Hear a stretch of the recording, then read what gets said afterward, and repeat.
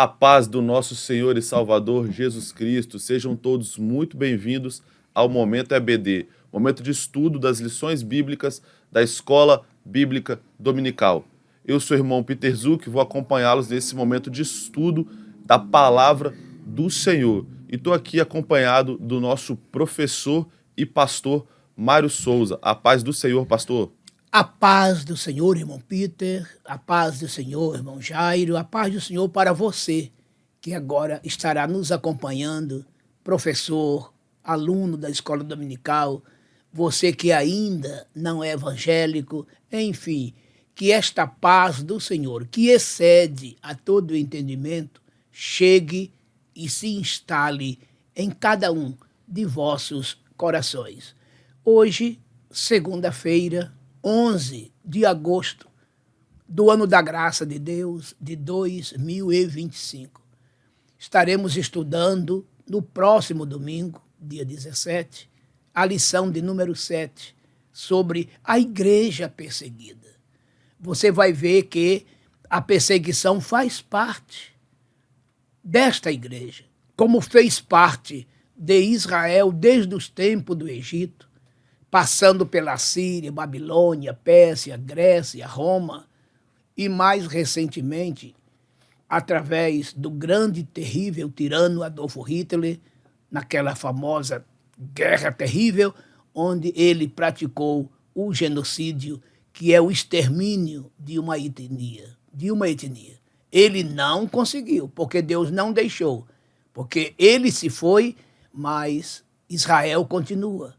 Assim mesmo é a igreja, sempre perseguida, mas sempre vitoriosa. E é sobre isso que estaremos estudando nesta lição. E durante toda esta semana você pode ver, rever várias vezes este programa para as suas devidas anotações. Agora, o irmão Peter, ele volta ao microfone para dar os avisos da semana e logo em seguida ele estará lendo o título, texto áureo, verdade prática, leitura em classe, enfim, todas as leituras necessárias sobre a revista, sobre esta lição. Irmão Peter. Irmãos, nós somos a Assembleia de Deus Coqueiral de Itaparica. Estamos aqui situados na Avenida Saturnino Rangel Mauro, número 162, Praia de Itaparica, Vila Velha, Espírito Santo. Temos diversos cultos ao longo da semana, participe conosco, você é nosso convidado de segunda a sexta-feira aqui na igreja, às 8 horas da manhã. Nós temos o círculo de oração, uma consagração maravilhosa que eu tenho certeza vai abençoar a sua vida. Terça-feira, às 19h30, nós temos aqui na igreja também o nosso culto de doutrina, onde a gente se aprofunda na palavra do Senhor, a gente aprende mais daquilo que o Senhor quer dizer para a gente. Na quinta-feira, nós temos o culto Clamando pelo Impossível, 19h30, quinta-feira, também aqui na igreja, um culto maravilhoso.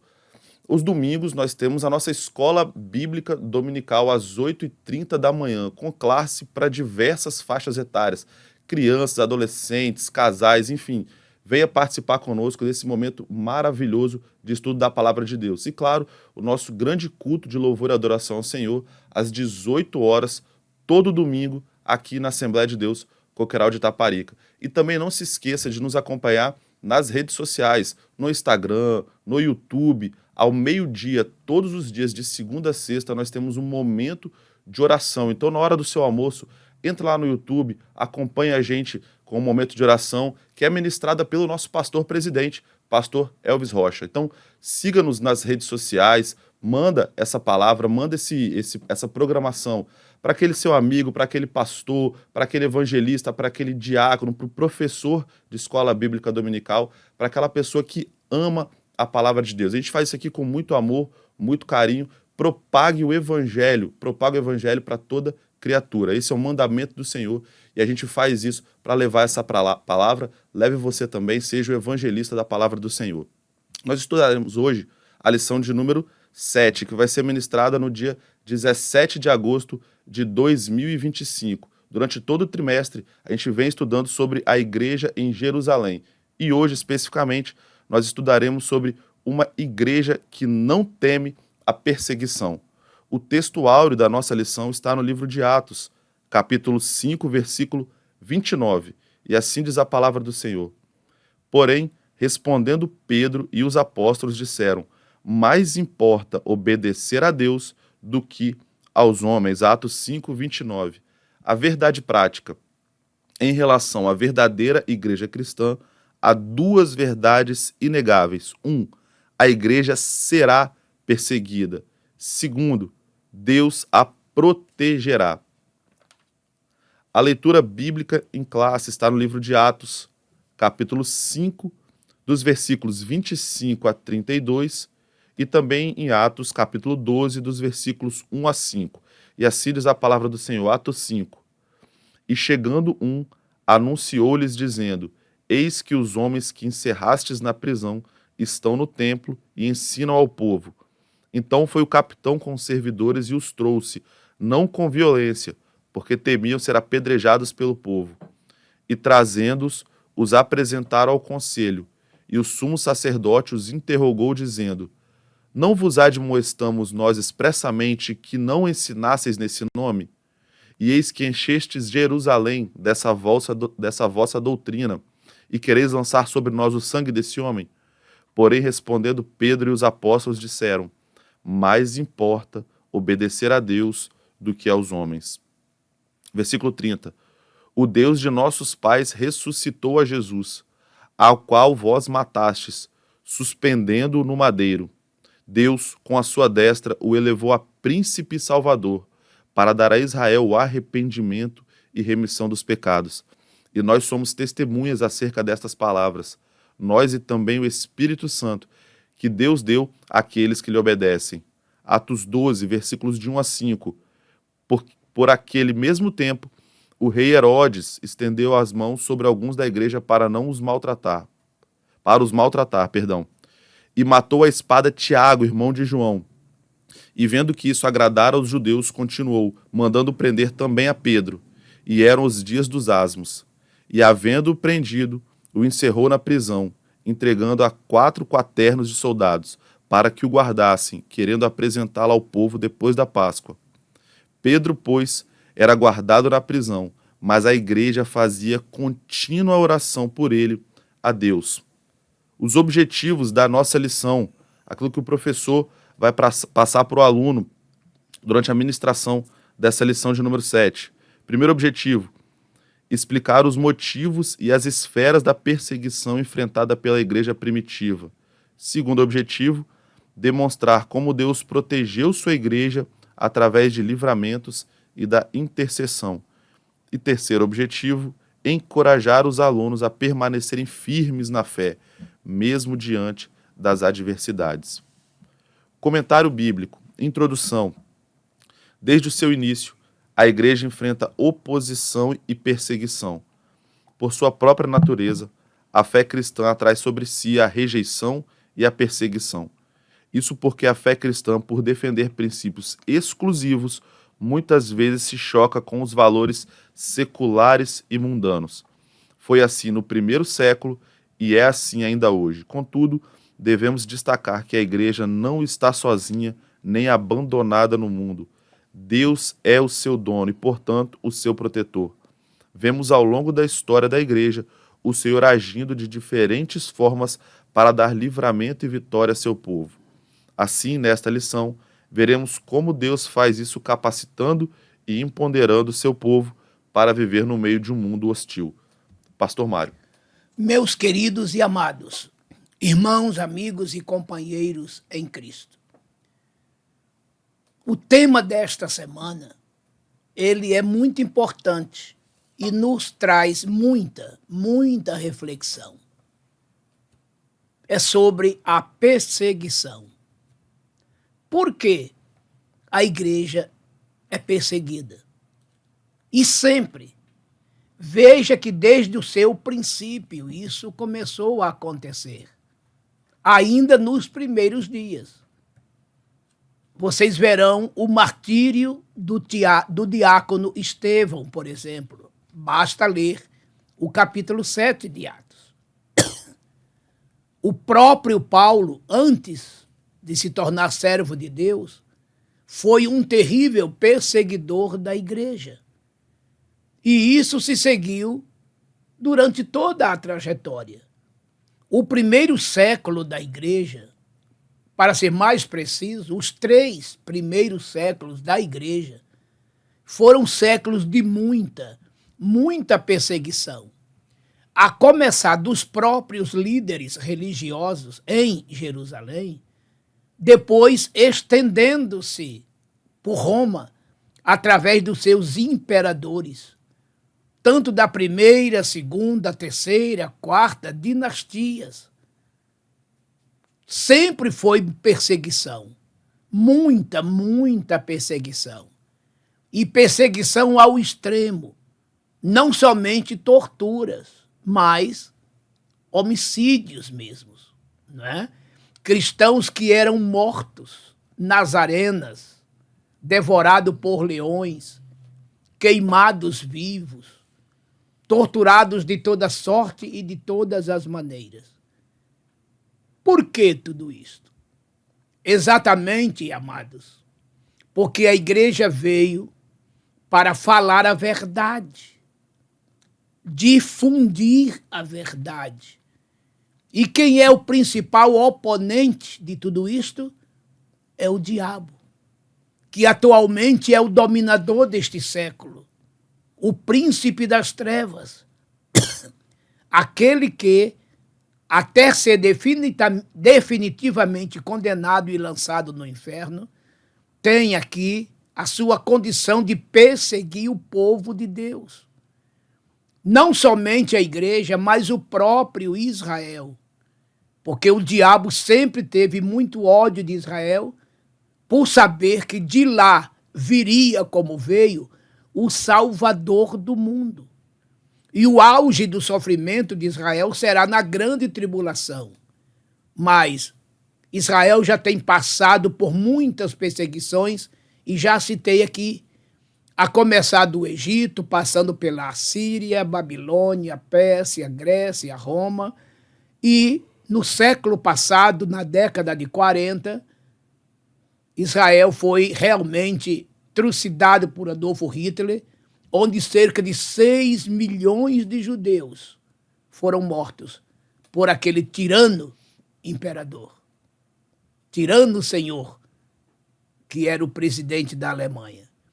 E a igreja, ela sempre sofreu, a exemplo de Israel. Entretanto, como Deus, Jeová, foi com Israel, o Senhor Jesus é com a igreja hoje. A igreja é perseguida? É, e pode ser mais ainda. Mas a igreja é protegida. Por quem de direito? Pelo seu dono, pelo seu cabeça, pelo seu protetor, chamado Jesus Cristo, que faz desta igreja perseguida e por ele protegida uma igreja destemida, uma igreja que não teme ameaças, uma igreja que não baixa a cabeça diante das ameaças, uma igreja que não recua, que não se senta, mas uma igreja que avança fazendo a santa obra do Senhor nosso Deus. Então, amados, não vos assombreis quando vos falar de perseguição. Não vos assusteis, porque é mistério que tudo isto aconteça. A igreja sempre viveu, a igreja sempre viveu em meio às perseguições. E isso vai continuar até que a trombeta toque. Por quê? Porque teremos sempre um adversário à espreita, querendo nos bloquear, querendo nos impedir a pregar o evangelho, que é Satanás. Mas nós o venceremos sempre no nome do Senhor Jesus Cristo. Então seja firme, forte, corajoso e sempre animado, porque Jesus já nos dizia: no mundo tereis aflições, mas tende bom ânimo, eu venci o mundo. João 16:33. E Paulo disse: todo aquele que quer viver piamente em Cristo Jesus padecerá perseguição. 2 Timóteo 3:12. E no Sermão do Monte, olha o que Jesus disse: bem-aventurados sois vós, quando vos perseguirem, vos injuriarem e mentindo disserem todo mal contra vós. Exultai, alegrai-vos, porque grande é o vosso galardão nos céus. Lembrai-vos que os profetas foram perseguidos antes de vós. Vocês encontrarão esse texto em Mateus 5, de 10 em diante.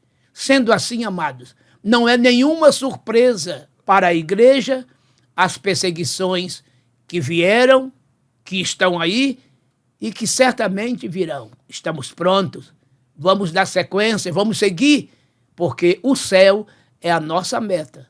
Já dizia Paulo, deixando as coisas que para trás ficam, prossigo para o alvo, para o prêmio da soberana vocação de Deus em Cristo Jesus, nosso Senhor. Isso é maravilhoso. Então vamos dar sequência à nossa lição, lendo e estudando agora, meditando no primeiro ponto e os seus subpontos. Primeiro ponto da nossa lição, a igreja perseguida. E ela se divide em 3 subpontos. O primeiro subponto, os perseguidores. Segundo subponto, esferas da perseguição. E o terceiro subponto, a igreja enfrentará oposição. Nós faremos a leitura direta dos pontos da nossa lição. Então, primeiro subponto, os perseguidores. Na Bíblia, vemos que as autoridades religiosas da época dos apóstolos começaram a se opor à igreja. Atos 5, 17 a 24. Atos 5 menciona 3 grupos: os sacerdotes, os saduceus e o capitão do templo. Os saduceus eram um grupo muito influente, com grande poder político e religioso. Eles tinham o apoio dos sacerdotes e dos anciãos. E dentro dessas classes religiosas, eram os mais poderosos. Esse grupo já havia tentado atrapalhar o ministério de Jesus várias vezes, criando dificuldades sempre que podiam. Lucas 20, 27 a 40. Os anciãos eram líderes judaicos influentes, representando tanto aspectos religiosos quanto políticos, mas sem exercer funções sacerdotais no templo. Já o capitão do templo, mencionado também em Atos 4:1, era um sacerdote de nível inferior, mas que tinha autoridade policial dentro do templo. Esses grupos, cada um com sua influência, viram a igreja como uma ameaça e fizeram de tudo para impedir a pregação do evangelho. Segundo subponto, esferas da perseguição. A perseguição dos judeus aos cristãos se dava em 2 esferas: a religiosa, por verem a mensagem de Cristo como ameaça, e política. Os romanos procuravam aumentar o capital político com os judeus.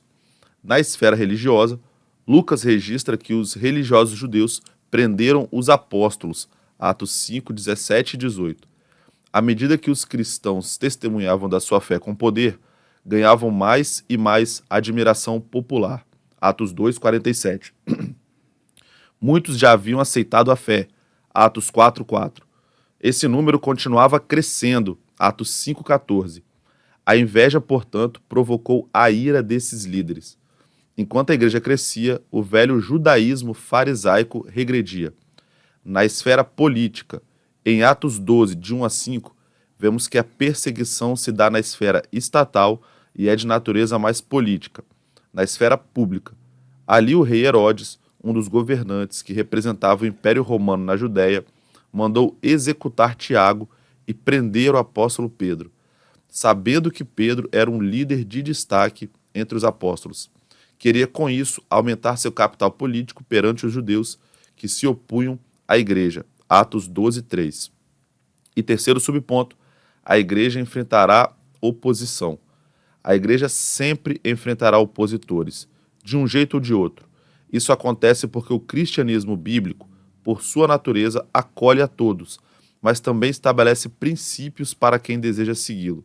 Por isso, muitas vezes é visto como antiquado, preconceituoso e indesejado.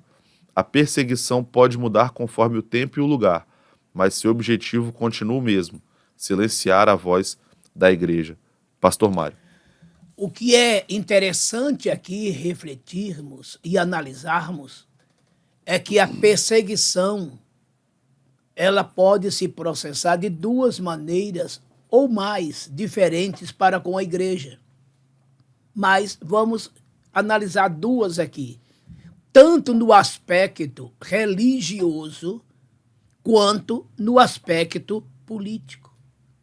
E veja que, no aspecto religioso, a igreja começou a receber perseguição de onde não deveria receber, não é mesmo? Que era dos líderes.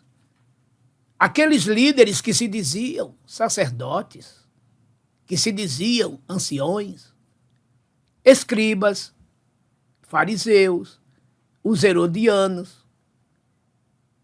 Eles não esperavam o Messias.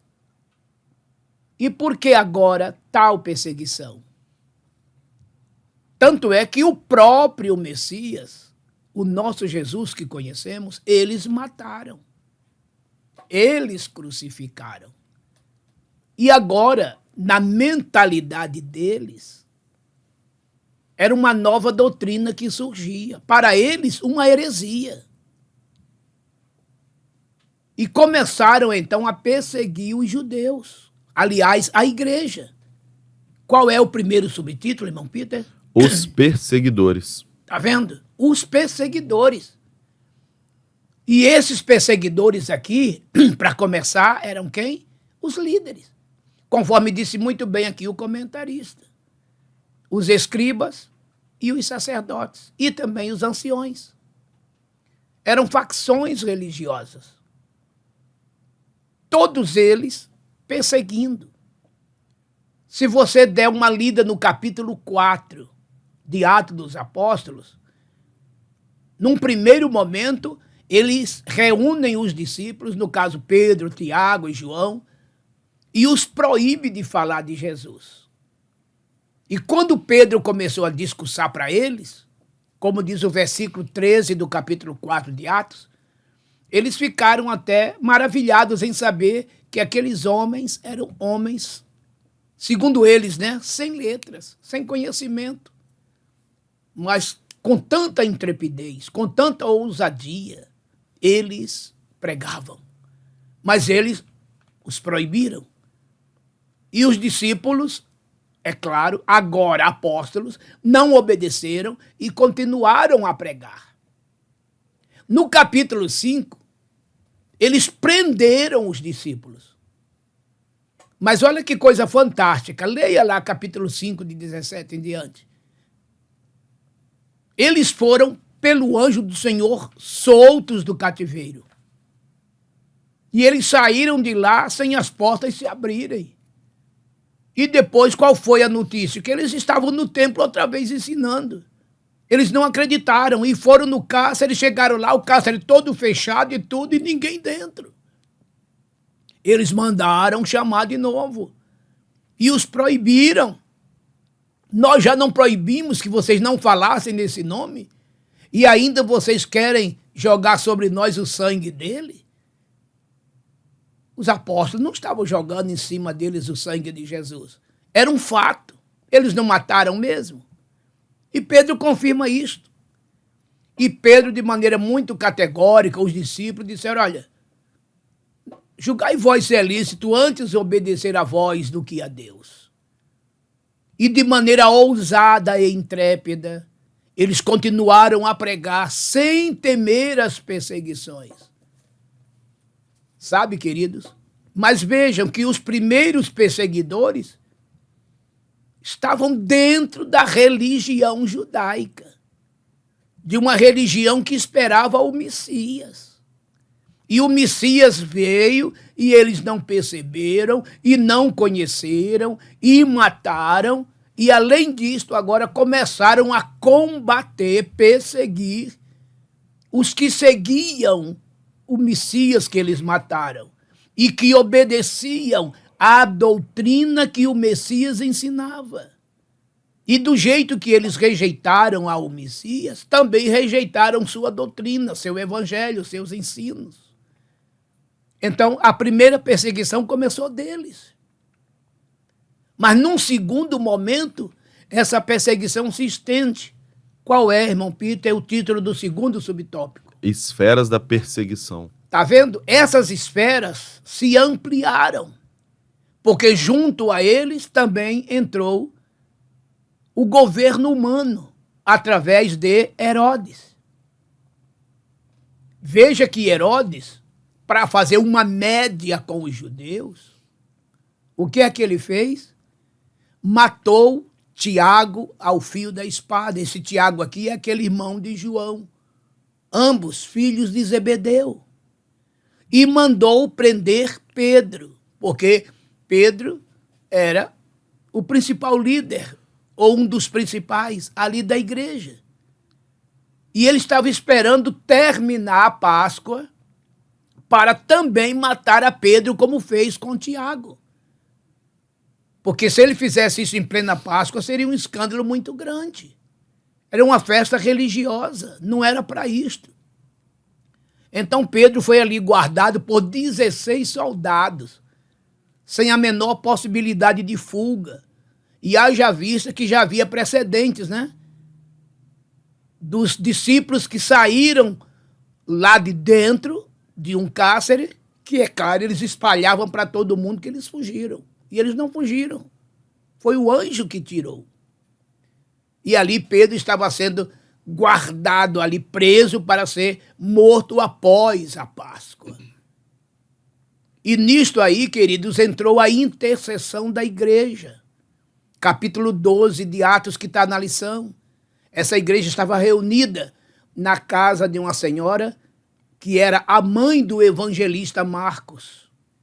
E enquanto a igreja orava, Deus ouvia, enviou o seu anjo que libertou a Pedro. Basta ler o capítulo 12, que vocês ouvirão todo este relato.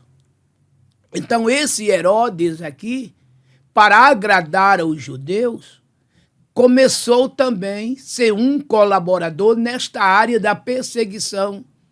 Quer dizer, já não bastava a perseguição religiosa dos próprios líderes, agora também vinha a perseguição do lado político, do lado governamental, que era Herodes, o representante de Roma ali naquela área.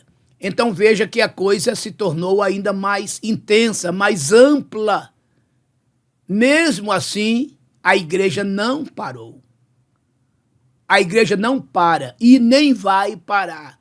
Não há perseguição no mundo que possa deter os passos da igreja. Isso já ficou mais que comprovado ao longo, né, destes séculos e agora já milênios, que a igreja vem sofrendo perseguições e ela continua avançando. E, por fim, esse terceiro subtópico do primeiro ponto, qual é o título, irmão Peter? A igreja enfrentará oposição. Está vendo? Aqui já está um termo no futuro. Ela enfrentou, ela enfrenta e continuará a enfrentar o quê? Oposição. Ou seja, haverá sempre os contrários para bloquear, tentar bloquear os passos da igreja, tentar proibir as atividades da igreja, por diversos tipos de situações, de ordens, de leis. E olha que a Bíblia nos ensina a obedecer às autoridades. A Bíblia nos ensina. Não somente é um direito, mas é um dever. Agora, no que se trata de proibir a pregação do evangelho, aí não tem lei que possa ser obedecida por nenhum cristão. Proibir de pregar o evangelho será inútil proibir, porque mesmo com perdas das próprias vidas, a igreja continuará a falar do nome de Jesus em todas as épocas. Tanto é que Paulo disse a Timóteo: pregai a tempo e fora de tempo. É interessante essa palavra de Paulo, porque Salomão disse que tudo tem o seu tempo determinado. E há tempo para cada propósito debaixo dos céus. Há tempo para nascer, há tempo para morrer, há tempo para plantar, há tempo para colher, e assim vai. Eclesiastes capítulo 3, de 1 em diante. Se tudo nesta vida tem tempo, para o evangelho não. O evangelho ele tem que ser pregado a tempo e fora de tempo. Doa a quem doer, custe o que custar, até mesmo a própria vida. Mas o evangelho não pode parar, não pode ser silenciado sob hipótese alguma. Oposição a igreja sempre terá, perseguição a igreja sempre terá, mas a igreja não recuará. A igreja não se curvará diante das perseguições. A igreja será sempre aquela guerreira, o povo destemido, que, embora perseguido, continuará avante, proclamando o reino de Deus. Esta é a verdade e esta é a palavra. Desistir nunca, recuar nunca, avançar sempre. E que Deus nos conceda esta graça e ousadia para não pararmos. Vamos ao segundo ponto e os seus subpontos.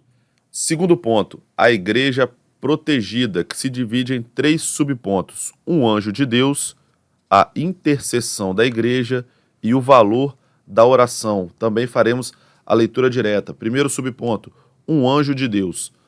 Lucas destaca que em meio à perseguição, Deus provê livramento para os apóstolos. Atos 5,19. A igreja não era apenas perseguida, mas também protegida. Aqui a igreja contou com a presença de anjos, seres de natureza totalmente sobrenatural. Não é incomum a presença de anjos no livro de Atos. Eles estiveram presentes na libertação de Pedro da prisão, Atos 12:7, com Filipe em sua missão evangelística, Atos 8:26, em missão na casa do centurião romano, Cornélio, Atos 10:3, e com o apóstolo Paulo em alto mar, Atos 27, 23 e 24. A Bíblia diz que eles estão a serviço daqueles que vão herdar a salvação, Hebreus 1,14. Segundo subponto, a intercessão da igreja. Atos 12:5 diz que a igreja fazia contínua oração por Pedro. O mesmo texto bíblico que mostra um anjo no cenário da libertação de Pedro também revela a igreja como um agente ativo nessa libertação. Não teria sentido Lucas destacar o papel da igreja intercedendo por Pedro se isso não tivesse nenhuma relevância. É evidente que Deus é soberano e age como quer e quando quer. A morte de Tiago, irmão de João, é mencionada anteriormente e não temos uma explicação no texto bíblico do porquê Tiago não foi libertado. Atos 12:2. Contudo, esse evento certamente causou um impacto na igreja, levando-a a orar ainda mais fervorosamente por Pedro. Deus respondeu à oração da igreja e libertou Pedro. Terceiro subponto, o valor da oração. Essa passagem bíblica, assim como muitas outras, mostra o grande valor da oração. Enquanto os cristãos oravam, o lugar em que estavam tremeu. Atos 4:31. Quando Paulo orava, teve uma visão com Ananias de Damasco orando pela cura dele. Atos 9, 11 e 12. Enquanto Cornélio orava, um anjo se apresentou a ele. Atos 10:3. E os apóstolos oravam para que os cristãos fossem batizados no Espírito Santo. Atos 8:15. Não podemos subestimar o poder da oração. A conhecida frase, muita oração, muito poder, pouca oração, pouco poder, ainda continua atual. Pastor Mário. Meus queridos e amados, aqui está agora uma nova reflexão. Se no primeiro ponto meditamos, analisamos sobre uma igreja perseguida em seus vários aspectos, observamos agora neste ponto uma igreja protegida também em seus vários aspectos. Primeiramente, esta igreja ela é protegida por anjos do Senhor. O papel dos anjos sempre foram fundamentais a serviço dos filhos de Deus. E não foi somente aqui, na igreja do Novo Testamento no seu primeiro século, mas no Velho Testamento em favor dos próprios judeus. Aquele anjo que apareceu e numa noite matou mais de 185 mil assírios, quando estes estavam perseguindo Judá. E outros anjos que apareciam com suas diversas funções. Os anjos que apareceram a Abraão, capítulo 18 de Gênesis. Antes da destruição de Sodoma, os anjos apareceram a Abraão e ele ficou sabendo do que iria acontecer. O anjo que apareceu a Manoá, sua esposa, falando sobre Sansão, e daí por diante. E aqui na igreja o que se observa é que o anjo ou os anjos do Senhor foram enviados para protegerem a igreja. Quando das prisões, os anjos vinham e libertavam aqueles fiéis, os santos de Deus. E a gente tem aqui várias referências, né? Conforme aqui está no capítulo 5, o anjo libertando aqueles crentes do cárcere. Aqui no capítulo 12, versículo 5, né? Em diante, o anjo libertando Pedro também do cárcere. Nós observamos aqui também o anjo do Senhor dando uma mensagem a Felipe, que estava em Samaria, para que se destinasse até o deserto, onde ficava a estrada que descia de Jerusalém para Gaza, para evangelizar aquele eunuco, o tesoureiro da rainha de Candace, que por ali passaria. E por meio daquela evangelização, ele aceitou Jesus e foi grande o avivamento no seu país. O anjo que teve com Paulo, lá em pleno alto mar, quando do naufrágio, e o anjo disse para ele que ninguém morreria.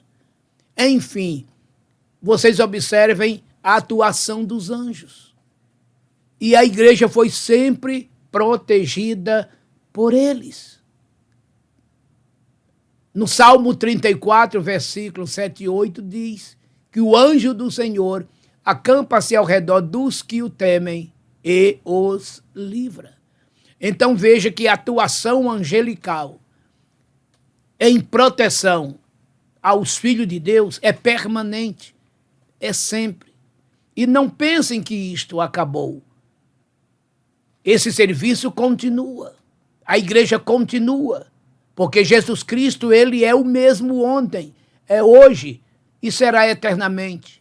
Hebreus 13, 8. Num segundo momento, aqui você vê o valor da oração.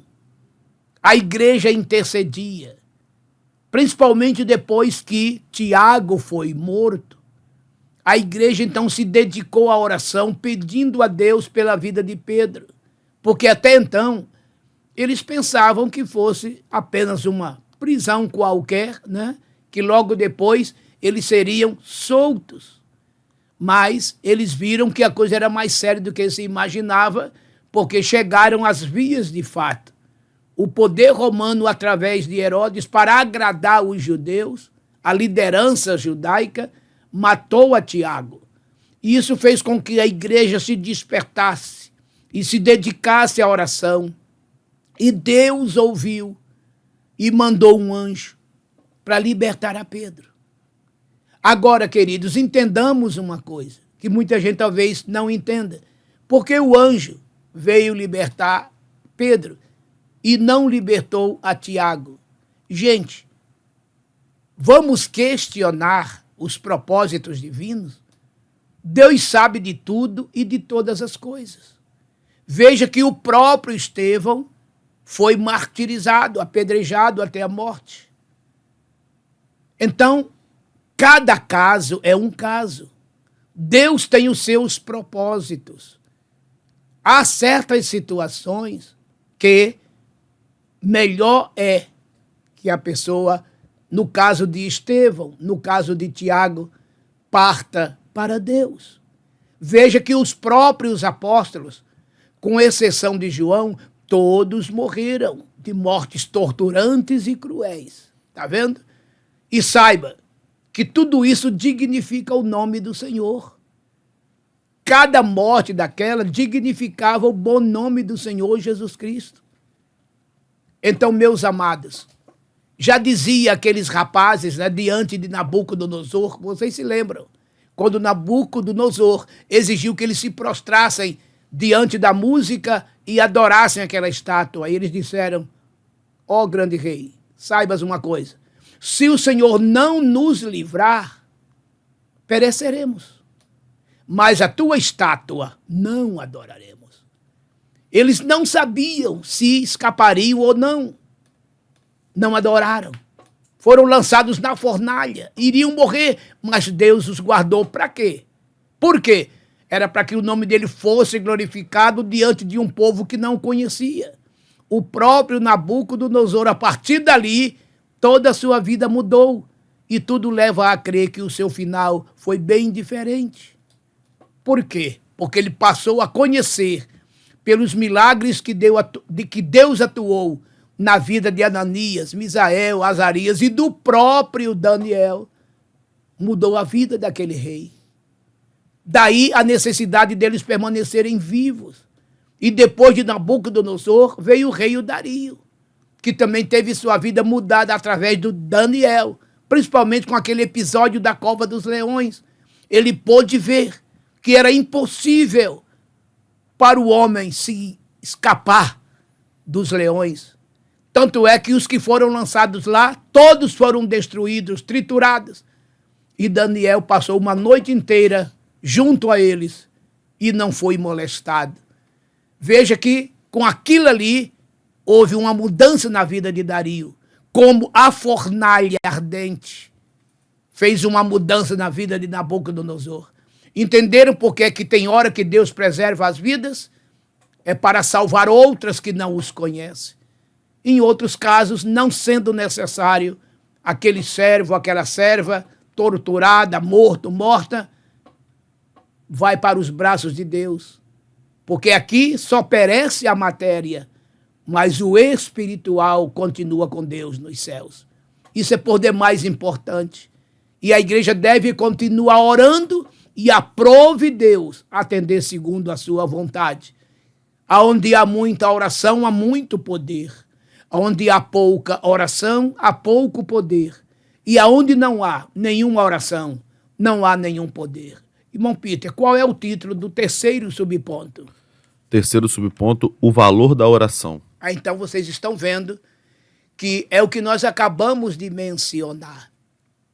A importância desta oração. Clamas a mim, clames a mim, e responder-te-ei. E anunciar-te-ei coisas grandes e firmes que não sabes. Jeremias 33, 3. Quando você clama ao Senhor, Ele te responde. Não somente te responde, mas te revela. Este anunciar-te-ei quer dizer revelar-te-ei coisas grandes e firmes que não sabes. A nós, uma parte só, clamar. A Ele, Deus, duas, responder e revelar. E o próprio Jesus disse assim: se vós estiverdes em mim, e as minhas palavras estiverem em vós, pedireis tudo o que quiserdes, e vos será feito. João 15, 7. O apóstolo João, na sua primeira epístola, capítulo 5, versículo 14, ele disse: tudo quanto pedirmos ao Pai, segundo a sua vontade, Ele nos fará. Então, quando você for orar, peça a Deus o que você precisa, mas diga para Ele: Senhor, me responda segundo a tua vontade. Nunca segundo a tua vontade, a minha vontade. A de Deus é que é soberana. Ele enxerga o amanhã, nós só enxergamos o agora. Ele enxerga além da curva. Você só enxerga o que está nos primeiros metros diante dos seus olhos na estrada. Entenda o agir de Deus. Mas nunca pare de orar. Já dizia Paulo aos Tessalonicenses: orai sem cessar. Olha que coisa linda. Aos Efésios ele disse, orai em todo o tempo, com toda oração e súplica por todos os santos.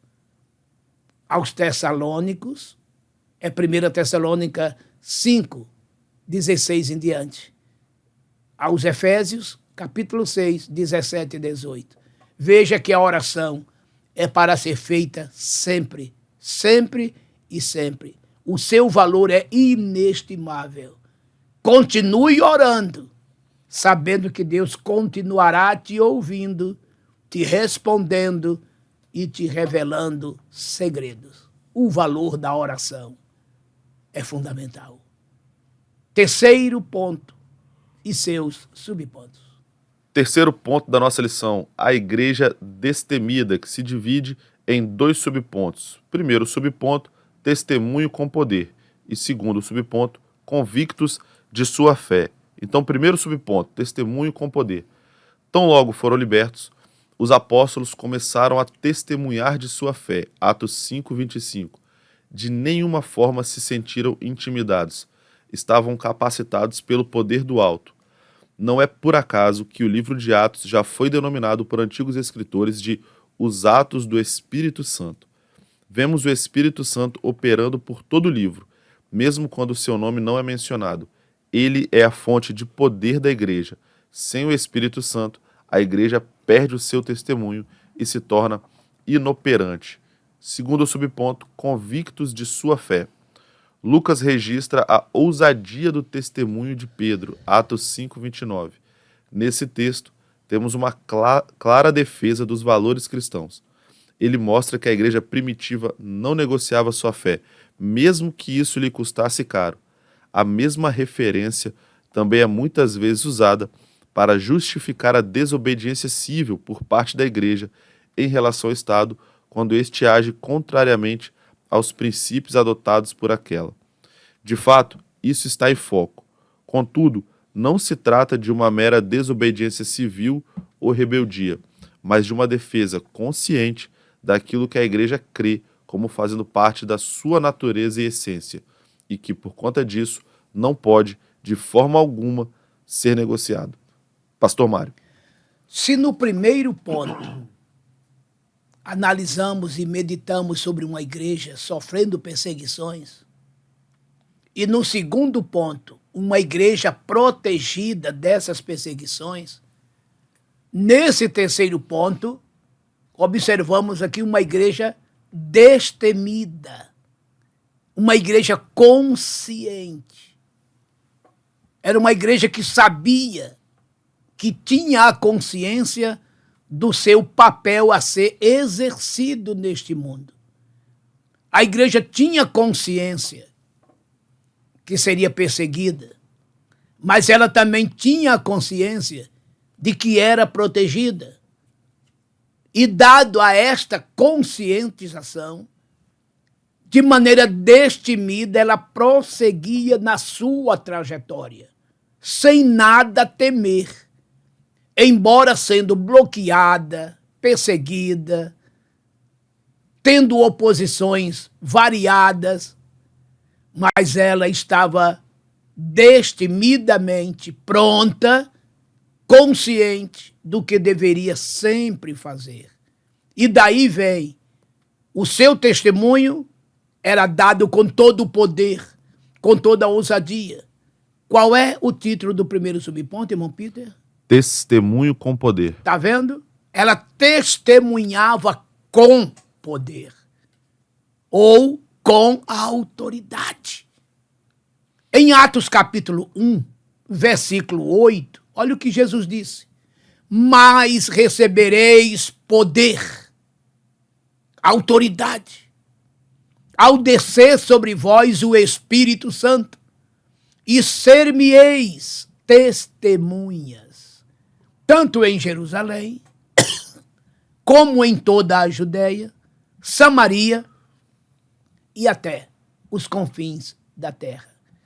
O termo aqui, testemunha, no original é o mesmo que mártir. Olha só. Quando a pessoa se propõe a ser uma testemunha de Cristo, conscientemente ela tem que estar preparada para ser martirizada. Ela tem que falar de Cristo, ainda que isso lhe custe a própria vida. Em Apocalipse 2:10, quando Jesus disse, ser fiel até a morte, ele não estava simplesmente dizendo, ser fiel até o último dos teus dias na face da terra. Isso também. Mas, exegeticamente, o termo queria e quer dizer ser fiel até o martírio. Lendo o contexto do versículo, como é que começa o versículo? O diabo lançará alguns de vós na prisão e tereis uma tribulação por 10 dias. E os historiadores dizem que foi uma época de muita perseguição e que muita gente pereceu nesta perseguição ali na cidade de Esmirna.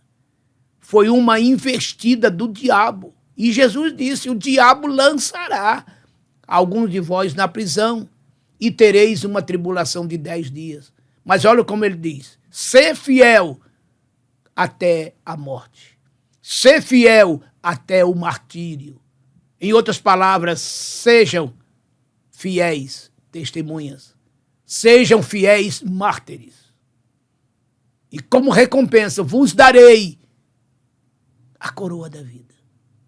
Então veja que quando nos propomos a sermos testemunhas de Cristo, estamos dizendo que estamos prontos até para morrer, por causa do seu nome, por causa da sua palavra, por causa do seu evangelho.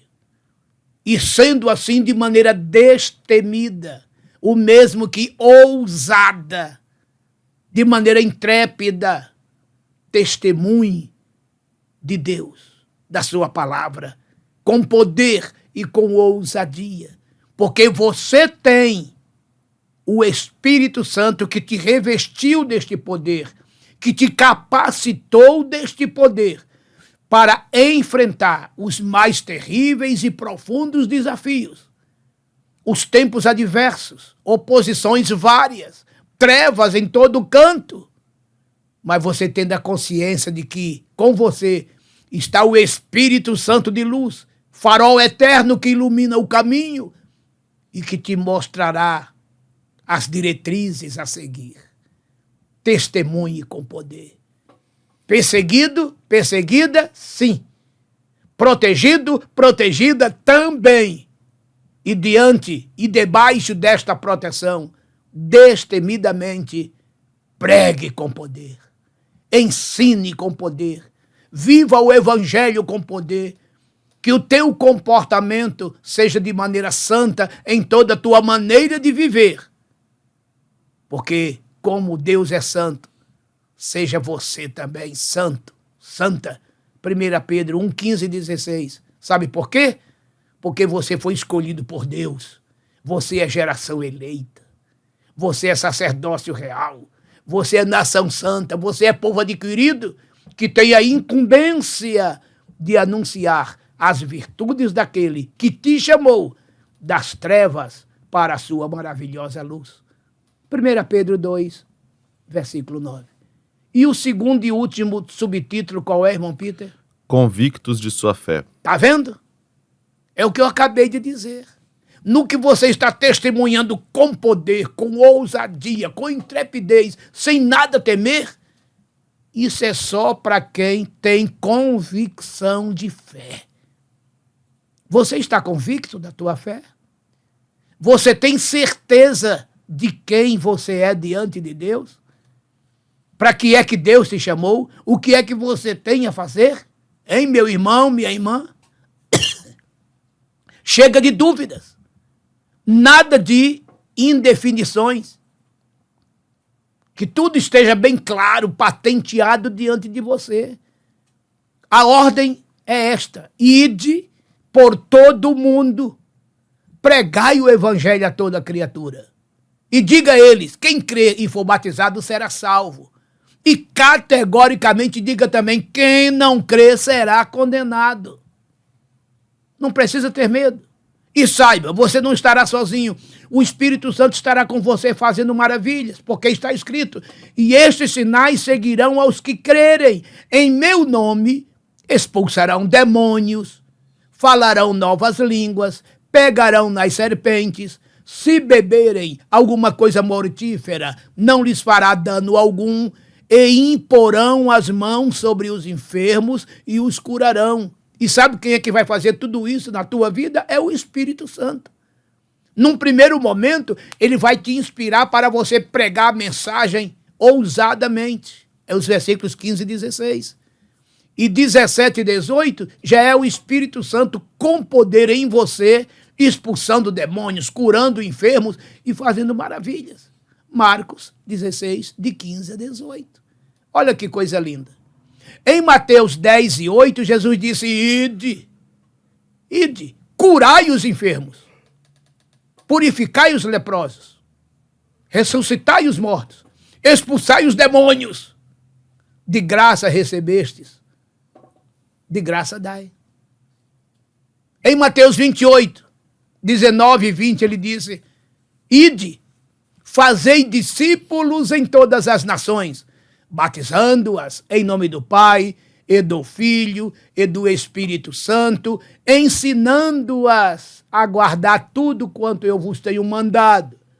E eis que estou convosco todos os dias, até a consumação dos séculos. Amém. Repetindo a referência, Mateus 28, 19 e 20. Ele mandou você ensinar as nações, batizar em nome da Trindade. E ele ainda confirma dizendo, olha, eu estou convosco, na pessoa do Espírito Santo, através do Espírito Santo, todos os dias, até quando morrermos, vai passar depois da tua morte, que ele diz que ele vai ficar até a consumação dos séculos. Eita glória! Tá vendo? Isso é convicção de fé. Olha a convicção de fé de Paulo aonde chegou. Depois de tanta luta, depois de tanta batalha. Olha o que ele disse. Combati o bom combate. Acabei a carreira. Tá vendo? Mas olha agora. Guardei a fé. E olha a convicção dele. Agora só me resta a coroa que o justo juiz me dará naquele dia. Não somente a mim, mas a todos os que amam e aguardam a sua vinda. 2 Timóteo, capítulo 4, versículos 7 e 8. Olha que convicção de fé, irmãos.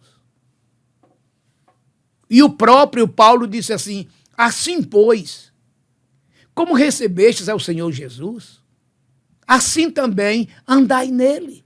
Colossenses 2,6. Isso é convicção de fé. João também disse, né? Assim como Jesus andou, ande você também como ele andou. 1 João 2,6. Os apóstolos tinham convicção. Veja com que ousadia eles pregavam, testemunhavam da ressurreição de Cristo. E é essa ousadia, esse legado que ele nos deixou.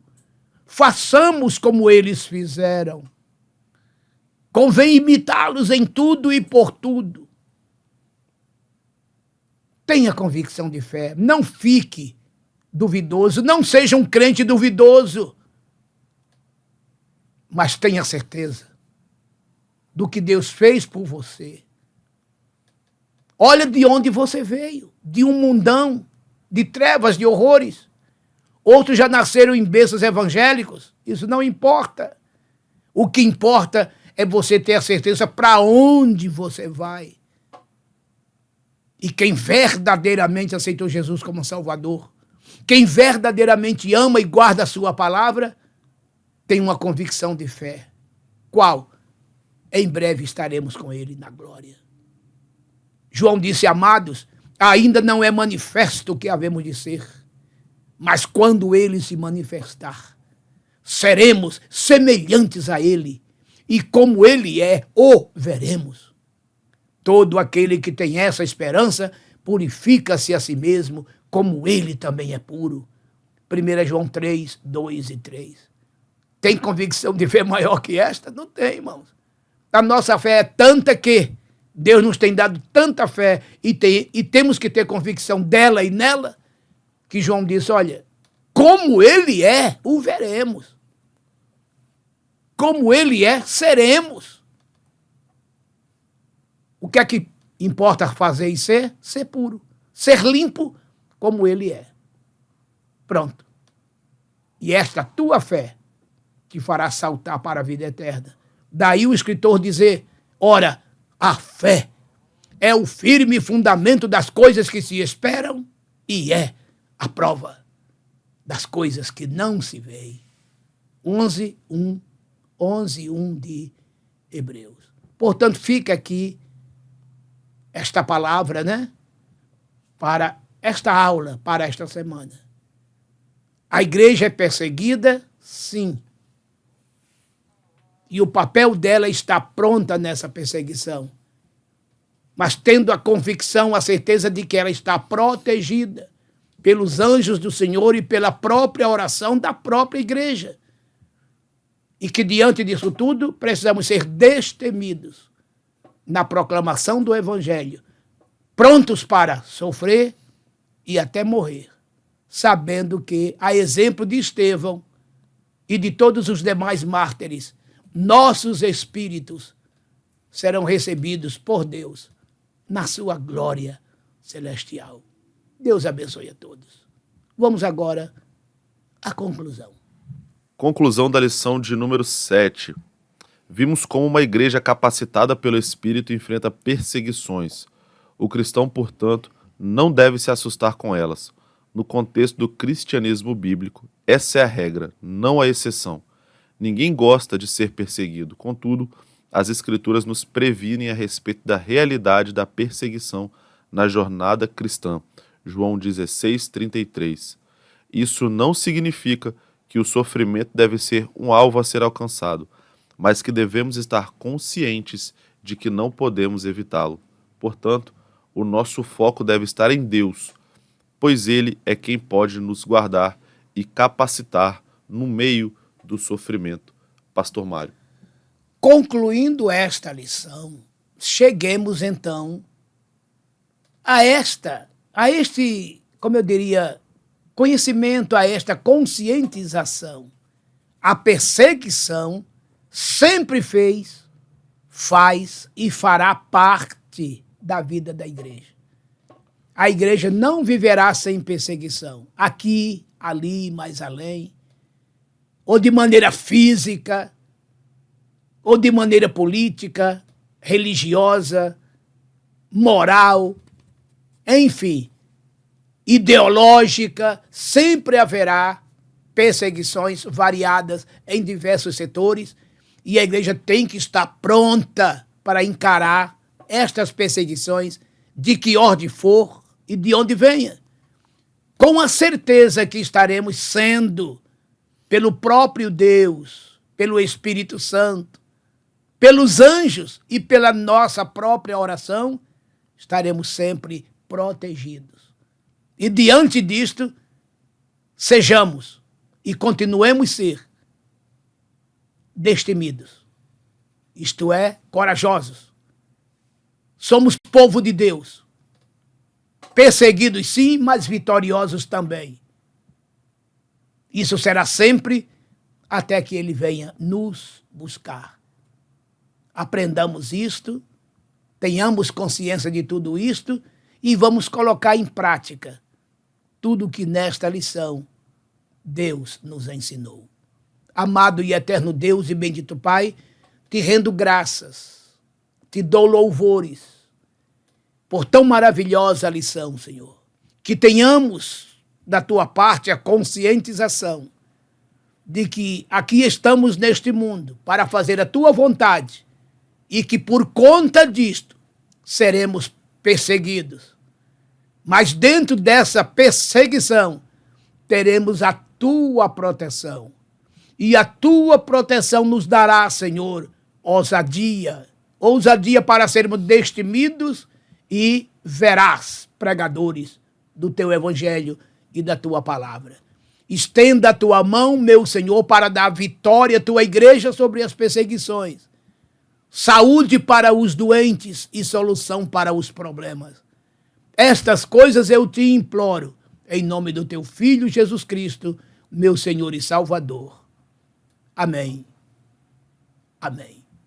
O amor eterno do Senhor, nosso Deus e Pai, a graça de nosso Senhor e Salvador Jesus Cristo e a doce consolação do Paracleto e Espírito Santo venham repousar sobre todo o povo de Deus, em toda a terra espalhado, hoje e sempre. Amém. Amém.